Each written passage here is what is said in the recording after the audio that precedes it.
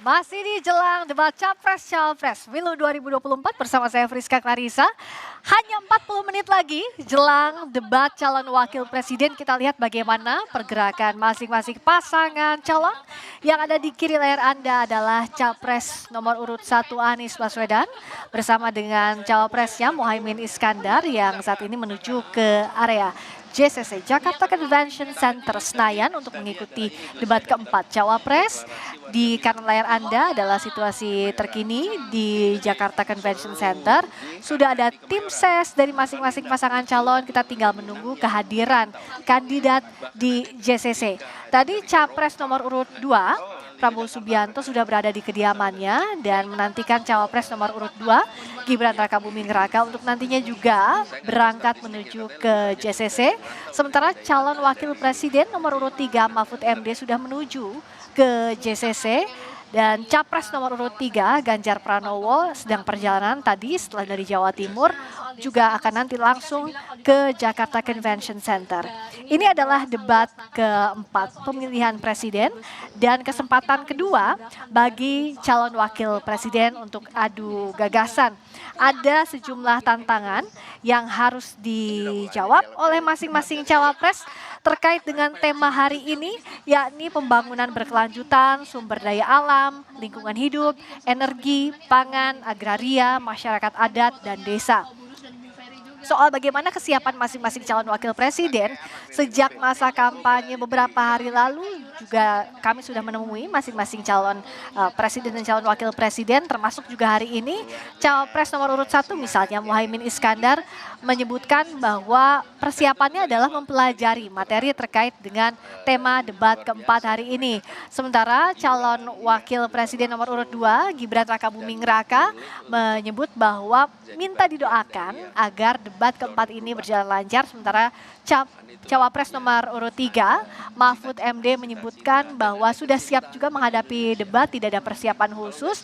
Tapi Capres nomor urut 3 Ganjar Pranowo menambahkan bahwa akan menyampaikan soal politik pupuk, salah satu yang di-highlight di debat kali ini. Tadi juga di jelang debat Cawapres kita sudah sama-sama membahas apa yang akan dibawa, ide apa yang akan dibawa ke debat kali ini. Misalnya soal pangan agraria, ini yang jadi perbincangan hangat soal food estate misalnya yang tadi sudah dijawab juga oleh masing-masing tim sukses pasangan calon nomor urut 1, 2, 3 yang siap dibawa ke debat Cawapres nanti. Yang ada di layar kaca Anda adalah pengamanan di Jakarta Convention Center karena seperti yang saya bilang hanya 40 menit lagi kita akan sama-sama mendengarkan adu gagasan dari masing-masing calon wakil presiden. Dan pengamanan pun sudah semakin ketat untuk kelancaran acara debat calon wakil presiden kali ini. Kita akan bicara lagi bagaimana persiapan lebih detail dari masing-masing calon wakil presiden masih bersama dengan tim ses dari ketiga cawapres. Ada Daniel Johan, juru bicara Timnas Anies Muhaimin, ada juga Edi Suparno yang merupakan wakil ketua TKN Prabowo Gibran dan Sumantri Suwarno, wakil sekretaris TPN Ganjar Mahfud, dan para pendukungnya semuanya mana suaranya? Masih semangat ya. Semakin tidak sabar. Pertanyaan saya sebelum jeda tadi adalah persiapan para cawapres ini kan tidak hanya bicara soal bagaimana tema yang akan dibahas di debat kali ini, tapi juga bagaimana pembawaan dirinya agar meyakinkan. Karena menguasai tapi di panggung juga tidak bisa menyampaikan dengan baik akan jadi flop. Nah, apa strateginya dari mulai Bung Daniel dulu? Ya, pertama istirahat yang cukup ya, dan alhamdulillah itu sudah dilakukan. Yang kedua,